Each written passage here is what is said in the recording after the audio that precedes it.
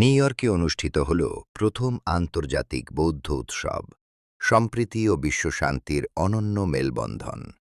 New ইয়র্কে অত্যন্ত আনন্দঘন ও উৎসবমুখর পরিবেশে প্রথমবারের মতো অনুষ্ঠিত হয়ে গেল আন্তর্জাতিক বৌদ্ধ উৎসব, ইন্টারন্যাশনাল বুদ্ধিস্ট ফেস্টিভ্যাল।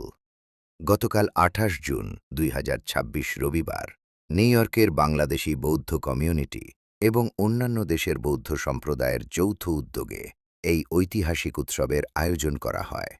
থেরবাদ, মহাযান এবং বজ্রযান বৌদ্ধ ধর্মের এই প্রধান ৩ ঐতিহ্যের অনুসারীদের অভূতপূর্ব মিলন মেলায় উৎসবটি হয়ে ওঠে সম্প্রীতি ও ঐক্যের এক অনন্য প্রতীক।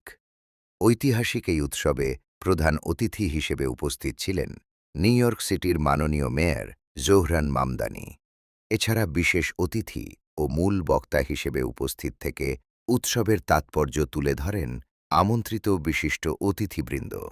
অনুষ্ঠানের শুরুতে থেরবাদ, মহাযান ও বজ্রযান ঐতিহ্যের সম্মানিত বৌদ্ধ ভিক্ষু সংঘ বিশ্বশান্তি, মানব কল্যাণ এবং জীবের প্রতি মৈত্রী ও করুণা বর্ষণের উদ্দেশ্যে বিশেষ প্রার্থনা ও সূত্রপাঠ করেন। উৎসবের অন্যতম আকর্ষণ ছিল একটি বর্ণাঢ্য ও দৃষ্টিনন্দন শোভাযাত্রা।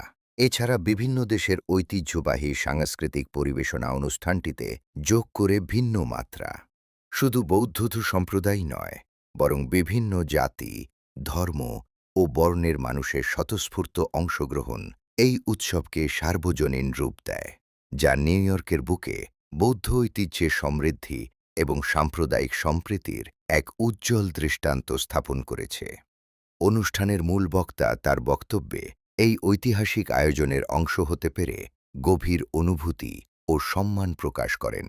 তিনি বলেন, এই ঐতিহাসিক মহাসমাবেশ বিশ্বজুড়ে বৌদ্ধ সম্প্রদায়ের মধ্যে ঐক্যকে আরও সুদৃঢ় করবে।